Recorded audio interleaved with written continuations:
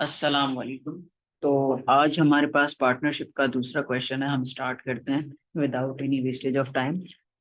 प्राउडी, Slope and Thorne, there are three partners. उनका profit and loss sharing ratio क्या है? 3:1:1। सही है।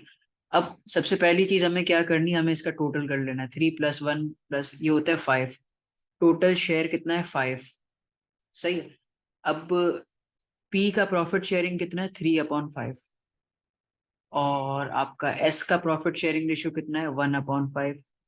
और आपका टी का यानी थॉन का प्रॉफिट शेयरिंग रेशियो कितना है?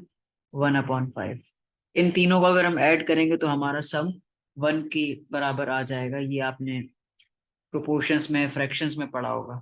सही है। अब यहाँ पे हमारे पास नॉन करंट एसेट्स हैं, करंट एसेट्स हैं, प्री पेमेंट्स हैं, ये सारे एसेट्स हैं। अभी हमें इसको कुछ भी नहीं करना जब तक वो हमें इंस्ट्रक्शंस ना दे। करंट लायबिलिटीज हैं, नॉन करंट लायबिलिटीज हैं, एक पार्टनर का लोन भी है, टोटल लायबिलिटीज हैं। मतलब टोटल एसेट्स में से करंट लायबिलिटीज को हमने माइनस कर दिया।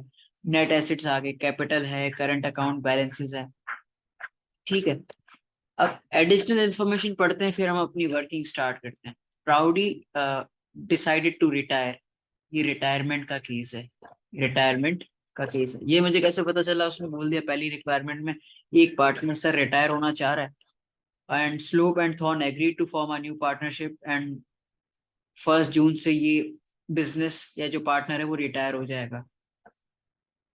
दे agreed to share profit and losses in the same ratio as in the old partnership. मतलब profit and loss sharing ratio उनके सेम होंगे जैसे ओल्ड पार्टनरशिप में थे। Upon the dissolution of the old partnership, it was agreed that the following adjustment were made. Land revalue हो गई, furniture revalue हो गया। जो प्राउडी पार्टनर था उसने हमारी एक मोटर व्हीकल ले ली और रिमेनिंग मोटर व्हीकल्स को रीवैल्यू कर दिया गया। इन्वेंट्री कम हो गई, बैड डेट इंक्रीज हो गया। और further accruals, expenses, professional charges. जब भी आप डिसोल्यूशन अकाउंट बनाते हो या आप ऑडिटिंग कराते हो, जब आपके बिजनेस को बंद करना होता है, उसकी कुछ चार्जेस होती है। जाहिर है कोई अकाउंटेंट होगा वो मुफ्त में तो काम नहीं करेगा, जाहिर सी बात है। अब एडजस्टमेंट 3 पे आते हैं। It has not been in practice of the partner to carry out a goodwill. Goodwill उनके पास होती नहीं, गुडविल क्रिएट की गई है, created goodwill in the books of partnership, but on the retirement it had been agreed that goodwill should be taken into account. Goodwill was to be valued at an amount equal to average annual profits 3 years expiring on the retirement for the purpose of including goodwill in the dissolution agreement. Net profit for the last 3 years. ये जो data given है ये 3 years का net profit है। The net profit for the year had been calculated before any of the items listed in the two above were taken into account. The net profit was only to be adjusted for the items listed in 2D and 2E and 2F. 2D, 2E and F. 2D यानी ये वाली, 2E and 2F। मतलब ये 3 adjustment हमें इस profit में करनी होगी। ठीक है। अब इसका इफेक्ट क्या होगा वो हम देखेंगे। सही है। तो 3 एडजस्टमेंट्स करनी है, कर लेते हैं। D, E and F. D, E and F जो 31 मई 2012 का प्रॉफिट था, उसमें हमें 3 एडजस्टमेंट करनी है। Inventory was to be return down by 5,000। मतलब आपको इन्वेंट्री कम रिकॉर्ड करनी चाहिए थी 5,000 से, लेकिन आपने ज्यादा कर ली। जाहिर है जब ज्यादा स्टॉक शो करोगे अपनी क्लोजिंग स्टॉक में तो उसका मतलब क्या? प्रॉफिट ओवर स्टेट हो जाएगा। तो इससे क्या होगा? प्रॉफिट हमें कम करना है 5,000 से। सही है। डी वाली एंट्री वाली बात तो समझ में आ गई। पार्ट ई में क्या बोलता है? अब बैड डेट ऑफ 200 मतलब bad debt was to be return off. Bad debt minus करना चाहिए था पर हमने किया नहीं है। तो इट मींस मुझे एक्सपेंस रिकॉर्ड करना चाहिए था, एक्सपेंस रिकॉर्ड नहीं किया, मतलब मेरे प्रॉफिट में अभी भी कुछ एक्सपेंसेस लेस करना रहते हैं, मेरा प्रॉफिट ओवर स्टेटेड है। The allowance for doubtful debt was to be then to be adjusted at, it was represented 5%। अब हमें ट्रेड रिसीवेबल्स के हिसाब से उसमें वो निकालना पड़ेगा डाउटफुल डेट्स। डाउटफुल डेट्स कैसे निकालते हैं? ट्रेड रिसीवेबल्स हमारे थे 42,000। ये मैं दिखा देता हूँ, ये ऊपर है, हमने ऊपर देखे थे, ये 42,000 थे, सही है, 42,000 थे। अब 42,000 थे जिसमें से हमने बैड डेट्स माइनस करने हैं 2,000। 2,000 हम माइनस कर लेंगे तो हमारे पास नेट रिसीवेबल्स आ जाएगा, NR net receivables, which is 40। अब ये क्या बोला था? Allowance for doubtful debt was to be adjusted 5% of the outstanding trade receivables. अब इस पे हम 5% लगाएंगे ना, तो हमारे पास आएगा 2 डाउटफुल डाउटफुल डेट्स। अब यहाँ पे 2 आ रहा है और हमने क्वेश्चन में कितना रिकॉर्ड करा हुआ है? 1,000। तो अब जो हमें एक्सपेंस रिकॉर्ड करना है ना, वो 1,000 मोर से करना है। ये बात आई गेस आपको समझ में आ गई होगी, इसकी इतनी रिक्वायरमेंट नहीं है but we must have to do that. अब पार्ट डी ई हम दोनों एडजस्ट कर चुके हैं। A further accruals, a further accruals of 3,000 for office expenses was to be made। आपको 3,000 और रिकॉर्ड करने चाहिए थे पर आपने रिकॉर्ड करे नहीं, हम अभी यहाँ से माइनस कर लेते हैं। तो हमारा जो 2012-31 में का प्रॉफिट था वो 181,000 था। आफ्टर माइनसिंग टू 5 + 2 10 10 प्लस 5 + 2 7 7 3 10 11 माइनस करने के बाद हमारे पास आ जाएगा 170। सही है, ये तीनों प्रॉफिट आ गए। अब इसने बोला कि जो गुडविल होगी ना आपकी, वो इन तीनों प्रॉफिट्स का एवरेज होगी। P1 कितना है? 130। P2 कितना है? 150। अब हमारा जो फाइनल P3 है वो कितना है? 170। इसको हम टोटल करेंगे तो ये हो जाएगा 450। अब एवरेज का मतलब क्या होता है? Total divided by n। तो हमारे पास n कितना है? 3, यानी 3 साल का प्रॉफिट है। 3 साल का प्रॉफिट है तो ये हमें गुडविल बताएगा। गुडविल ऐसे कैलकुलेट करते हैं, विच इज 150। यहाँ पे ये गौर फरमाइएगा, याद रखिएगा कि हमारी गुडविल कितनी थी? 150 थी। It is not to carried in the books of the partnership, हमें डिसॉल्व करनी पड़ेगी, हम बाद में देखेंगे। और ये भाई साहब हमसे एक गाड़ी लेके गए थे या लोन लेके गए थे जिसको रीपे करेंगे। But any further amount owing to him as a result of the dissolution partnership should be left as a long term loan. मतलब इस भाई को हम 8,000 रुपये दे देंगे जो उसका पुराना लोन था, बाकी की जो इसकी अमाउंट बच जाएगी ना, वो बिजनेस को हम एज अ लोन कैरी कर लेंगे कि ये बंदा रिटायर हो गया, इसका शेयर ऑफ प्रॉफिट कुछ भी नहीं है, बस इसके बुक्स ऑफ अकाउंट में एक लोन शो होगा। The partners' current accounts were to be closed and any balances on them as at 31st May 2012 were to be transferred to their respective capital account। जो current account के balances होंगे वो भी हम capital account में record करेंगे। वो क्यों? कैपिटल का मतलब हमने 2 केसेस पढ़े थे, एक फिक्स कैपिटल अकाउंट होता है जिसमें capital and current accounted balances एक साथ काम करते हैं, और एक ऐसा था कि फिक्स कैपिटल अलग होता है और करंट अकाउंट अलग होता है, लेकिन दोनों का मकसद क्या होता है? वो आपकी इक्विटी को शो कर रहे होते हैं। ठीक है। अब पहली चीज क्या बोला है? Prepare the revaluation account as at 31 May 2012। देखो रिवैल्यूएशन अकाउंट क्या होता है? रिवैल्यूएशन अकाउंट का जो इफेक्ट होता है ना, वो ओनर्स की इक्विटी पे आता है। इसमें से जो गेन आता है, जो लॉस आता है, वो किसको इफेक्ट करता है? ओनर्स की इक्विटी को करता है। तो समझो ये ओनर का इक्विटी टाइप अकाउंट है। तो मतलब अगर ओनर्स की इक्विटी क्रेडिट साइड पे बढ़ती है तो रिवैल्यूएशन भी क्रेडिट साइड पे बढ़ती है। अगर ओनर्स की इक्विटी डेबिट साइड पे कम होती है तो रिवैल्यूएशन या रियलाइजेशन अकाउंट की भी वही चीज होगी। सही है, यहां तक तो हम पहुंच गए। अब आगे क्या करना है? मैं यहाँ पे लिख देता हूँ, increase in asset. Increase in asset मतलब किसी भी एसेट की वैल्यू में इंक्रीज आएगा, इसका मतलब क्या है? ओनर को फायदा पहुंचेगा। सही है। अगर इंक्रीज इन लायबिलिटी होगा तो ओनर को नुकसान होगा, ओनर को पैसे देने पड़ेंगे किसी और को। तो यहाँ पे हम लिखते हैं इंक्रीज इन एसेट, हम क्रेडिट साइड पे लिखते हैं, और increase in liability debit side पे लिखते हैं। और दूसरी अदर कॉस्ट होती हैं जैसे कि डिसोल्यूशन कॉस्ट, या कोई एक्सपेंस रिकॉर्ड नहीं किया होता, या कोई लाइबिलिटी होती है जो हमें बाद में पता चलती है, वो हम रिवैल्यूएशन अकाउंट में रिकॉर्ड कर लेते हैं। ठीक है, अब हम चलते हैं ऊपर कि हमारी क्या क्या चीजें रिवैल्यूड हुई हैं। ये पहली एंट्री में हमें क्या बोला, land and buildings were to be revalued, land and buildings were to be revalued 2 lakh rupees. कितने से? 2 लाख रुपीस से। और बैलेंस शीट में हमने जाके देखा पहले इसकी वैल्यू कितनी थी, 1,60,000। उसकी नेट बुक वैल्यू क्या थी, 1,60,000। तो मैं यहाँ पे लिख देता हूँ बिल्डिंग्स, बिल्डिंग्स रिवैल्यू कितने से हुआ सर, ये 200 यानी 2 लाख का था, माइनस 160, 160 इसकी नेट बुक वैल्यू थी।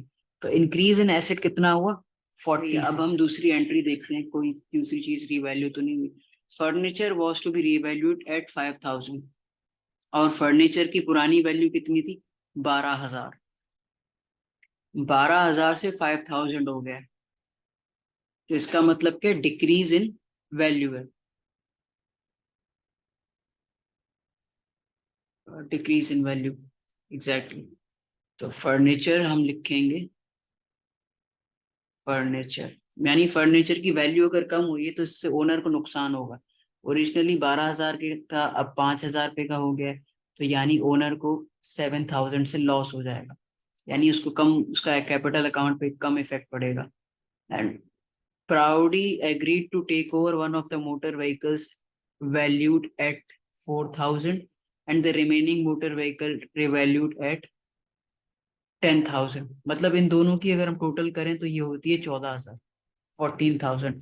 और मोटर व्हीकल की पहले कितनी वैल्यू थी, 20,000 थी। मतलब ये लॉस हुआ है, ये क्या हुआ है, लॉस हुआ है। अब ये देखते हैं कितने से लॉस हुआ है, motor vehicle, motor vehicle value इसकी कम हुई है। पहले 20 का था, पहले 20 का था, अब हम इसमें से माइनस कर देंगे 16। 16 माइनस क्यों करेंगे, और सॉरी 14 माइनस करेंगे। 4,000 मोटर व्हीकल्स को वैल्यू किया गया था after the owner took the 10,000 की मोटर व्हीकल्स, 14,000। तो इसमें भी वैल्यू कितने से लॉस हुई, 6,000 से। अब अगली चीज हमारी क्या थी, हाँ, अगली हमारी चीज थी, ये गई, मोटर व्हीकल्स हो गई। अब आती है inventory was to be written down by 5,000। मतलब हमें, जो हमारी बैलेंस शीट में इन्वेंट्रीज है 23,000 की, अब हमें उसको रिटर्न डाउन करना है 5,000 से। उसने इसमें हमें उसने डायरेक्ट वैल्यू बता दी, इन्वेंट्री, इन्वेंट्री 5,000 से कम हो रही है।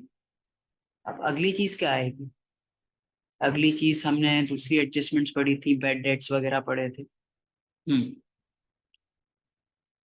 अब इसमें हम बैड डेट भी रिकॉर्ड करेंगे, और जो अलाउंस फॉर डाउटफुल डेट था वो भी रिकॉर्ड करेंगे, if I am not wrong. पहले बैड डेट को लिख देते हैं, बैड डेट, बैड डेट था 2 से,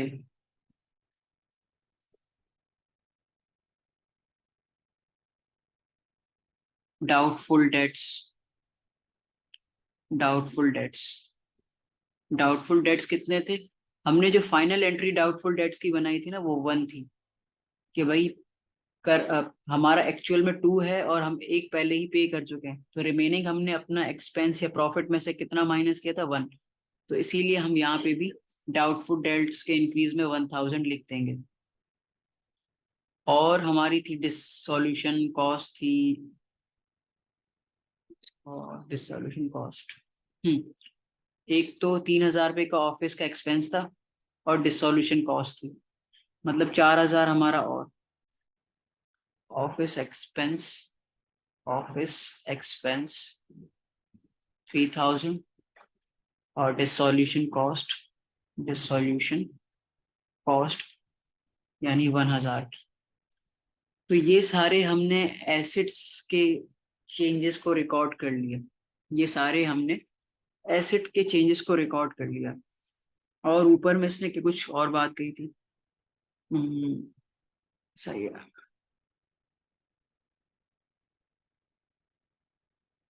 जाहिर है ये बिजनेस तो कंटिन्यू करेगा, लायबिलिटीज वगैरह की तो उसने कोई बात ही नहीं की, सही है।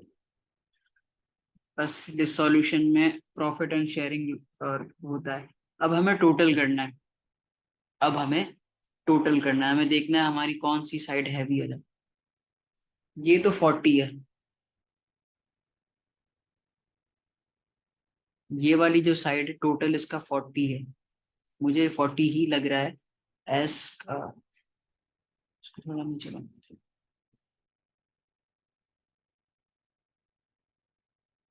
ये 40 है और इसका टोटल भी 40 है।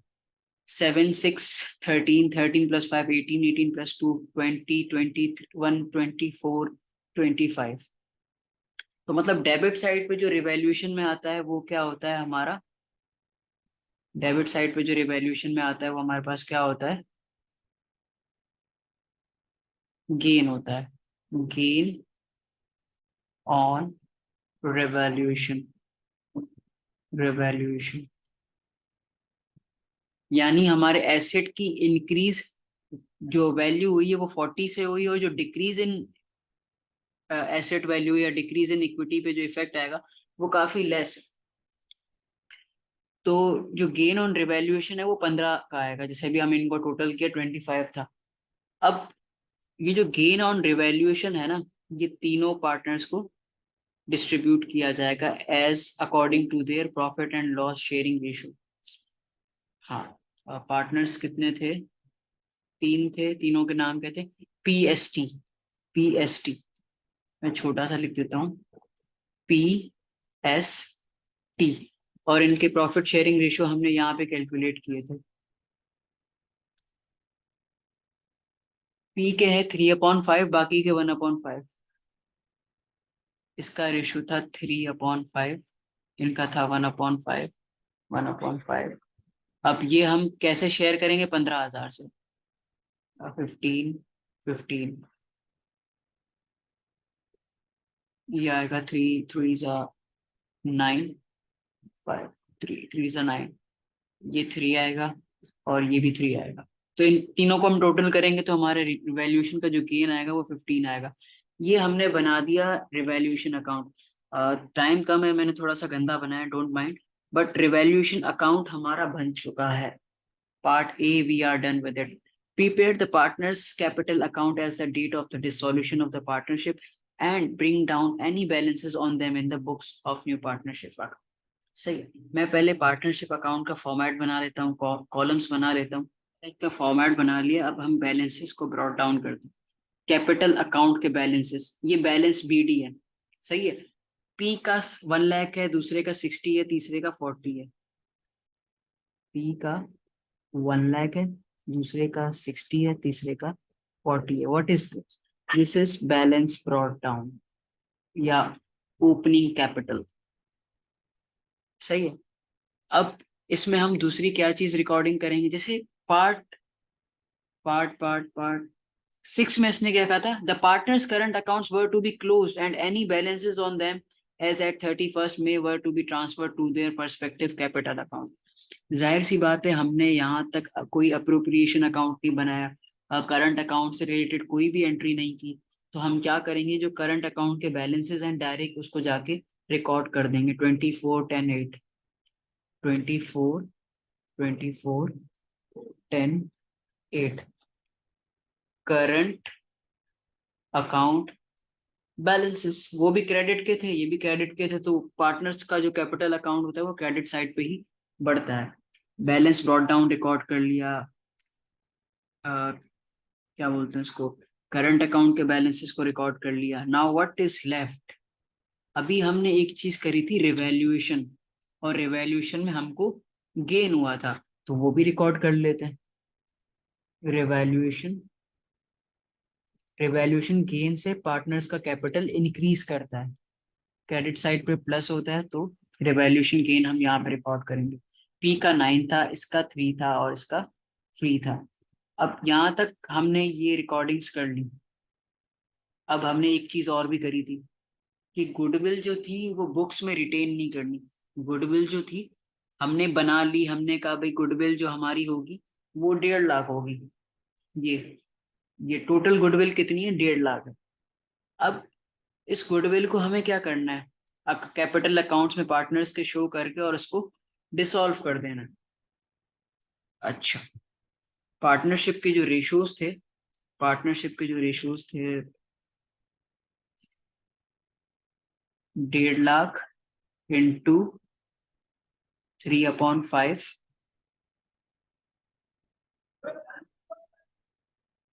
और 1.5 लाख इंटू 1/5, 1.5 लाख इंटू 1/5। सही है।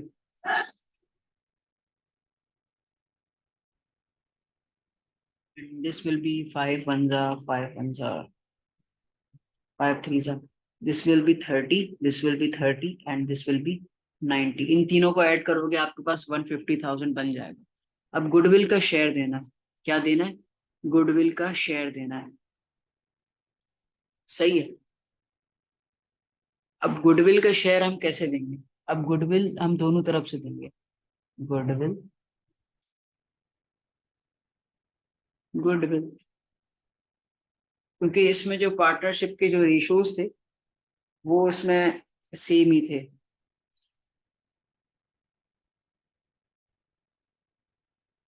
सही है। तो इनका शेयर 30-30 बन रहा है। अब गुडविल हम दूसरे पार्टनर्स की रिकॉर्ड नहीं करेंगे। दूसरे पार्टनर्स की रिकॉर्ड इसलिए नहीं करेंगे क्योंकि वो जो उनका सीन था, मतलब जैसे एस का जो प्रॉफिट शेयर था 150 था, 1/5 था, और टी का जो प्रॉफिट था 1/5 था, यानी इन दोनों का प्रॉफिट शेयर क्या था? इक्वल था। क्या था? इक्वल था। तो जो पार्टनर जा रहा है ना उसको उसकी गुडविल का शेयर दे देंगे। तो हमारा जो पार्टनर घर जा रहा है अपने, वो क्या है? पी ए, पैरोडी या पता नहीं क्या उसका नाम है, मैंने उसको पी से रिप्रेजेंट किया हुआ है। बाकी जो पुराने पार्ट, जो रिमेनिंग जो बिजनेस को कंटिन्यू करेंगे ना, वो इस गुडविल, उनके अकाउंट में गुडविल रिकॉर्ड नहीं होगी, क्योंकि वो तो अभी भी पार्टनरशिप को कंटिन्यू करेंगे। सही है। ये हमने जो गुडविल डिस्ट्रीब्यूट की थी ओल्ड शेयरिंग रेशियो पे की थी। अब जो गुडविल को हम राइट ऑफ करेंगे ना, जब जो गुडविल को हम राइट ऑफ करेंगे वो new profit and loss sharing ratio को उसके हिसाब से करेंगे। सही है। वो कैसे होगा? हम कर लेते हैं। हमने गुडविल बुक्स में कितनी रिकॉर्ड की? 90। अब इसका हाफ हाफ कर देंगे। जाहिर है, जो दो पार्टनर बचेंगे उनका बिजनेस में शेयर भी हाफ हाफ हो जाएगा, तो उसी रेशियो से उनके कैपिटल अकाउंट को भी कम कर देंगे, 45-45। ठीक है। कि ये पैसे अब इसको पे करने हैं पी को, मतलब बिजनेस, अब ये इनका, अभी इनको अपना शेयर बढ़ाना है, तो इनको 40-45,000 का लॉस या जो अपने कैपिटल में से रिडक्शन है उसको बेयर करना पड़ेगा। अब यहाँ तक तो मेरे ख्याल से तकरीबन चीजें हो चुकी हैं। Goodwill is not to be carried in the books. It was agreed that Parodi's old loan 8,000 should be repaid on him too on 31st में, but मतलब जो इसका पुराना लोन है इसको हमें पे कर देना चाहिए पैरेडी का। तो जब पैरेडी को लोन मिलेगा तो वो हम कहाँ पे रिकॉर्ड करेंगे? मतलब पैरोडी को पैसे मिलेंगे, पैरोडी से हम लेंगे नहीं, जब हम पैरोडी को पैसे देंगे तो उसका लोन हम यहाँ पे रिकॉर्ड करेंगे। इन दोनों का कोई लोन नहीं था, ये शरीफ लोग थे, उसको हमने छोड़ दिया। लोन को हमने रिकॉर्ड कर दिया, गुडविल का शेयर दे दिया, रिवैल्यूएशन की चीजें डाल दी, करंट अकाउंट के बैलेंसेस डाल दिए। अब रहता क्या है? अब हम कुछ भी नहीं करते, पहले पैरोडी को फारिग करते हैं, जो रिटायर हो रहा है उसको अकाउंट्स क्लोज करके उसको घर भेज देते हैं। सही है। अब पैरोडी घर जा रहा है तो हम क्या करते हैं? इसका अकाउंट फाइनल कर देते हैं। 124, 33, 33 एंड 8, 41, 41, 51 होना चाहिए। नहीं, 231। सही, 231। इसका जो टोटल बैलेंस आता है बिजनेस के पास 231 आता है। कितना आता है? 231। 231 इसका पूरा कैपिटल या पूरा अमाउंट बिजनेस में बनता है। सही है। अब ये हम कैसे करेंगे? इसका लोन है। अब इसने ये बात भी बोली थी कि जो इसका लोन था इसको हमने कैश दे दिया। Old loan should be repaid to him on 31st but any further amount going to repaid. Paid का मतलब क्या, उसको तुमने कैश दे दिया, तो उसका लोन तो तुमने रिकॉर्ड कर लिया लेकिन कैश की ट्रीटमेंट भी दिखा दी कि भाई 8,000 इसको हम यहाँ से दे देंगे। और इसने कहा कि जो रिमेनिंग इसकी अमाउंट है उसको हम लोन में बना देंगे, लोन में ट्रांसफर कर देंगे। तो जो इसकी रिमेनिंग अमाउंट होगी वो लोन होगी, क्या होगी, लोन टू बिजनेस, या बिजनेस की लॉन्ग टर्म लाइबिलिटी हो जाएगी। तो हमारा टोटल कैपिटल था 231,000। 231,000 में से अगर आप 8,000 माइनस कर दो, अगर आप 8,000 माइनस कर लो तो ये होते हैं 223। 223। अब ये जो लोन टू बिजनेस है ना, ये जो पार्टनर पी रिटायर हो रहा है, ये पैसे बिजनेस को लोन की फॉर्म में दे रहा है कि आप मुझे इसका इंटरेस्ट देते रहिएगा। वो अभी हमारे यहाँ पे कोई लेना देना नहीं है, ये हम आगे जाके देखेंगे।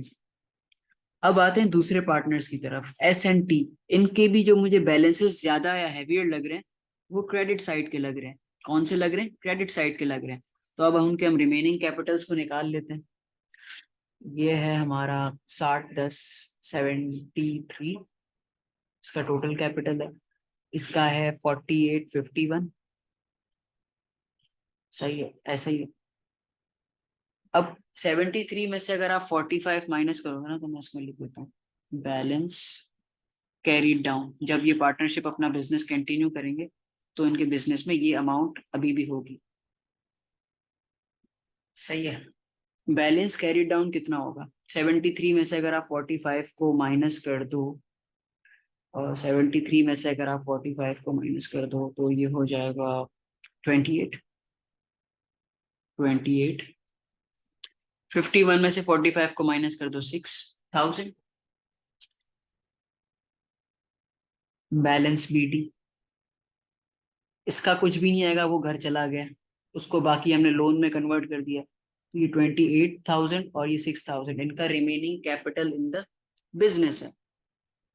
अब अकॉर्डिंग टू दिस ये भी हमने बी भी कर लिया, डिसोल्यूशन की डेट के हिसाब से जो उसका फाइनल अकाउंट है वो भी हमने कर लिया। अब ये क्या बोला, prepare slope and thorn statement of financial position as at June 2012। June 2012 balance sheet बनाने के लिए सबसे पहले आपको करना क्या पड़ता है, सारे एसेट्स, ये जो ऊपर फॉर्मेट लिखा हुआ है ना, एज इट इज हम इसको फॉलो करेंगे और अपनी बैलेंस शीट बना लेंगे।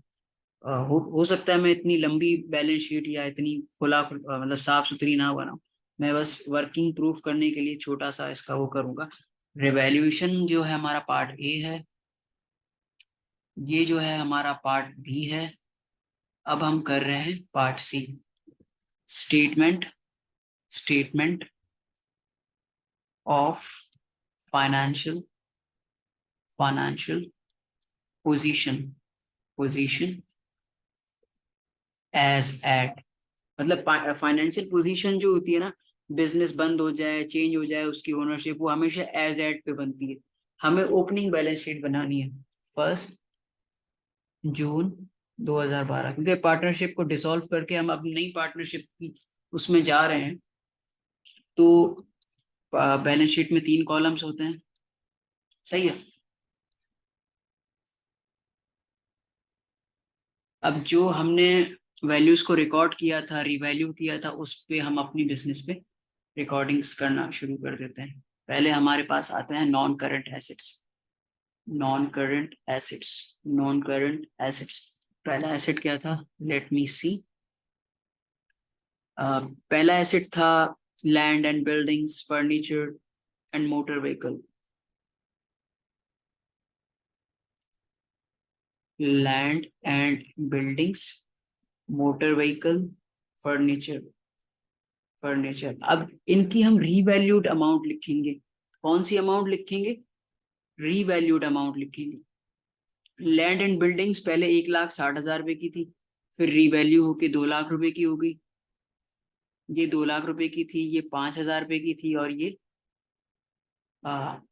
2 लाख और 5,000 तो लिख लूँ।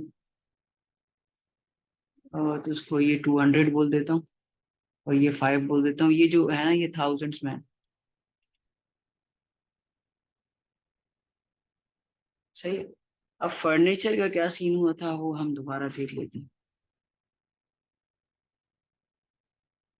सॉरी, ये फर्नीचर ही है। मोटर व्हीकल्स को हम बाद में देख लेते हैं।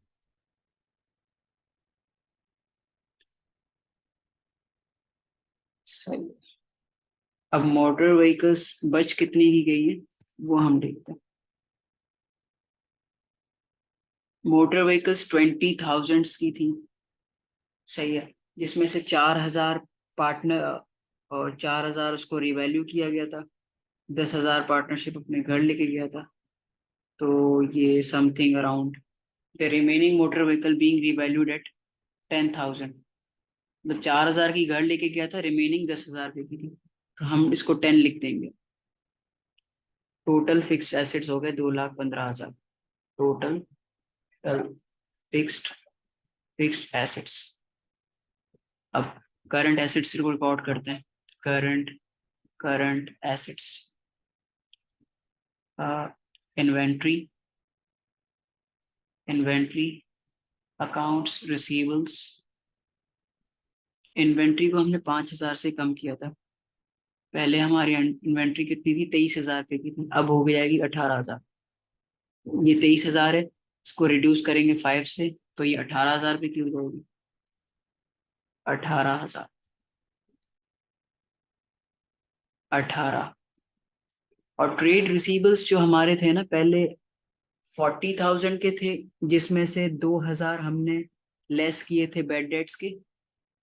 42,000 के थे, 2,000 बेड डेट्स माइनस किया था। तो ये हमारे पास बच गए थे 40,000 रुपये के। सही है। 40,000 रुपये के हमारे ये बच गए थे। अब जो हमने दूसरा प्रोविजन निकाला था वो भी 2,000 का ही था। यहाँ पे निकाला था, मुझे याद है, ये 2,000 येलो से मैं जिसको सर्कल करता हूँ। डाउटफुल डेट्स या प्रोविजन कितना था, वो भी 2,000 का था। लेस प्रोविजन, लेस प्रोविजन, तो ये आपका हो जाएगा 38।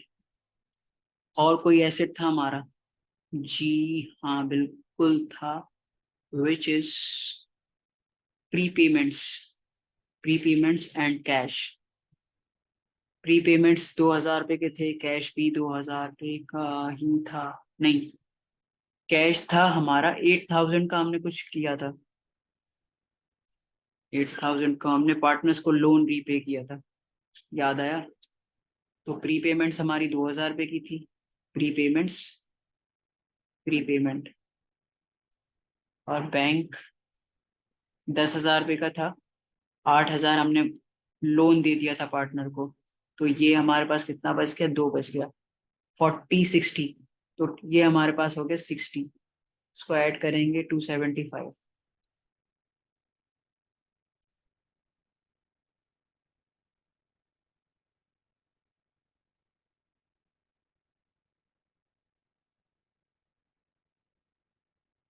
सही है।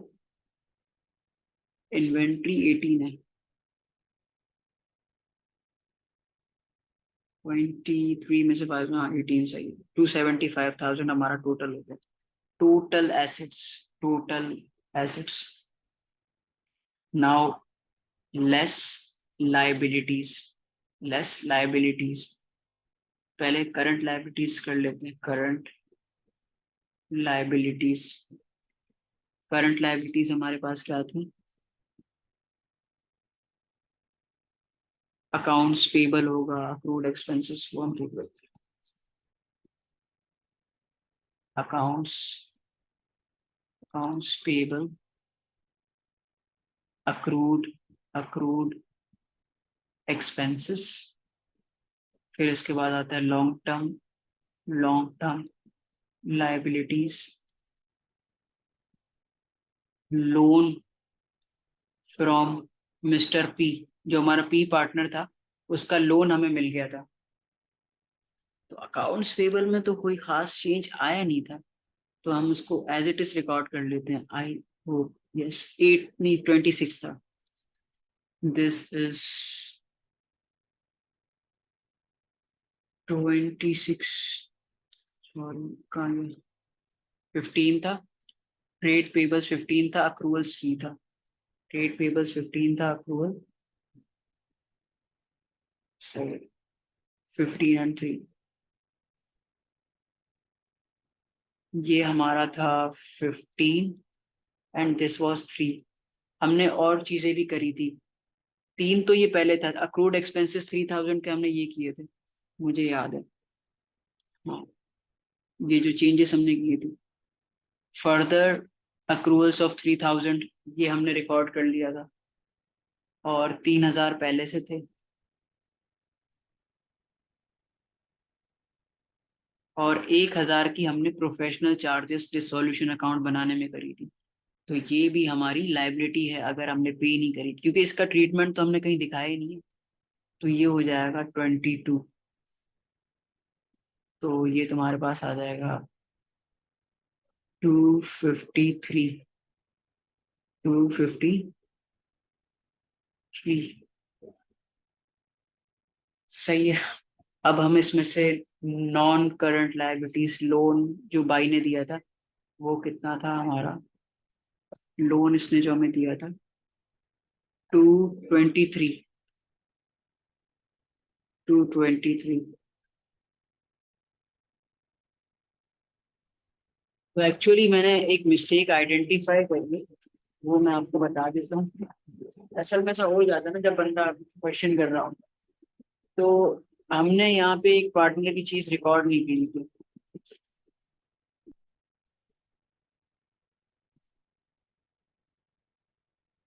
इसका जो कैपिटल है वो टू, लोन जो बिजनेस की तरफ होगा ना वो 223 नहीं होगा बेसिकली। उसने हमसे एक कार भी ली थी, और मैं आपको दिखा देता हूँ। जब कार की रिवैल्यूएशन की बात की थी, the proudly agree to take over the 4000 का व्हीकल, वो अपने घर लेके गया, और रिमेनिंग 10,000 की रिवैल्यूएशन कर ली। पता नहीं कैसे मैं भूल गया, 4000 की इसने ये करी थी। सही है। अब 231,000 में से अगर आप 12 को माइनस करें, 231,000 में से अगर आप 12 को माइनस करें, तो ये होते 219। बस यहाँ पे मसला था, लोन में मसला था। बाकी पूरा अगर काम हम आगे कंटिन्यू करते जाते ना, तो कोई मसला नहीं आता। सही है। लॉन्ग टर्म लाइबिलिटीज, लोन हो गया हमारा 2,19,000। अब इसको हम फर्दर लेस करेंगे तो हमारे पास आ जाएगा आपका